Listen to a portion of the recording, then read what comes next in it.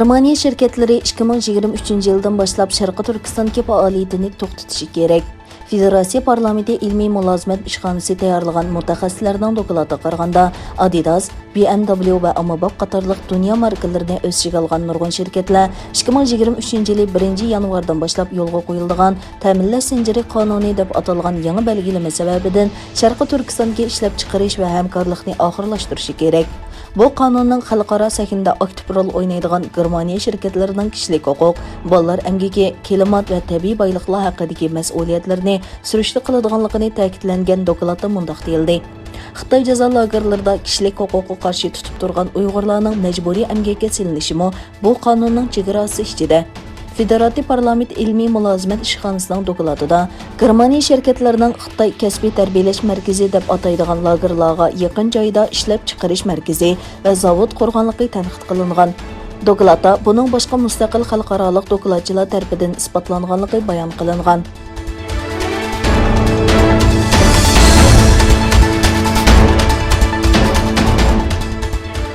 Xitayning Uyg'urlarga yürgüzüb kelayotgan qabih jinoyatlari Birlashgan Davlatlar Tashkilotining 1948-yili e'lon qilingan irqiy qirg'inchilik jinoyatlarining oldin olish va uni jazolash ahdnomasi moddalariga asosan irqiy qirg'inchilik deb bekitilgan edi.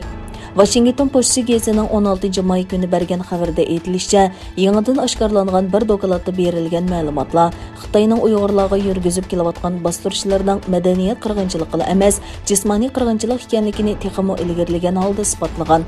Irqiy qirg'inchilik jinoyatlarining oldin olish va uni jazolash ahdnomasida irqiy qirg'inchilikqa aniqlama berilgan bo'lib, bir millatning a'zolarini o'ldirish, turmushini vayron qilish, bolalarini tortib olish, nopus ko'payishini cheklash qatorliq jinoyatlar Xitoyning Uyg'urlarga yürgüzüb kelayotgan jinoyatlarni to'liq aks ettirib berdi ekan. O'tgan yil tadqiqotchi Adrian Zins Uyg'ur rayonidagi nopus ko'payish nisbatining 2017 yildan 2018 yilgacha 43.7% tuvanlaganligini, buning 1950 yildan bu yangi eng ig'ir tuvanlash ekanligini ko'rsatgan edi.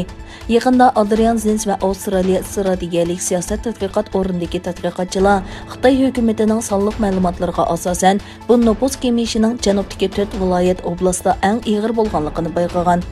Xalqaro qonun bo'yicha irqiy qirg'inchilik cho'ng jinoyat bo'lib, mayli urush yoki tinchlik davrida bo'lsin, cho'qim chekilinishi va jazolanishi kerak ekan.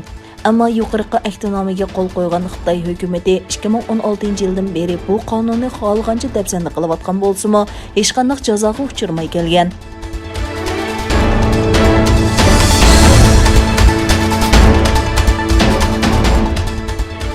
Yevropa İttifaqı Amerikaning po'lat temir va alyumindan qo'shimcha tomoshni beja oladiganligiga qarshi Amerikaning har xil mahsulotlarga planlangan yangi bojning qisman to'xtatilganligini e'lon qildi.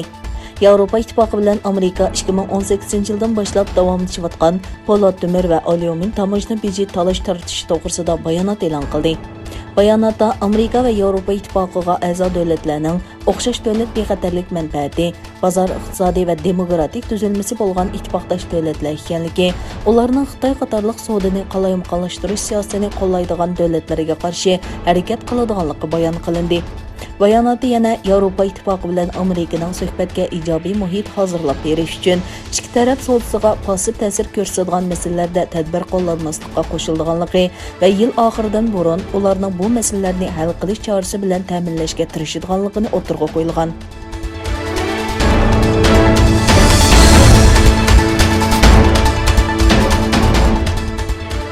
Yıllardan beri Xitayning Janubiy dengizidagi mavjudligi va kengaymichiligi atrofdagi rayonga tahdid paydo qilayotgan bo'lib, Amerika o'z ittifoqdoshlarini yeniga tortib, bu ig'vogarchilikni to'sish uchun harakat qilib kelayotgan edi. Amerika Birlashma agentligining xabar qilishicha, shanba kuni Yaponiya qo'g'dinish armiyasi, Amerika dengiz armiyasi va Fransiya quruqliq armiyasi birlashib, Yaponiyaning janubidagi bir orolda harbiy manover o'tkazgan. Bu qatimqi hərbiy manover Xitayning Yaponiya bilan dengiz territoriyasi talashish, bo'libmi Senkaku orolining egilik huquqini talashish vaziyatiga to'g'ri kelgan bo'lib, Yaponiya taraf Xitayning kengaymichilik qora niyatidan borgan sari andisha qilmoqda ekan.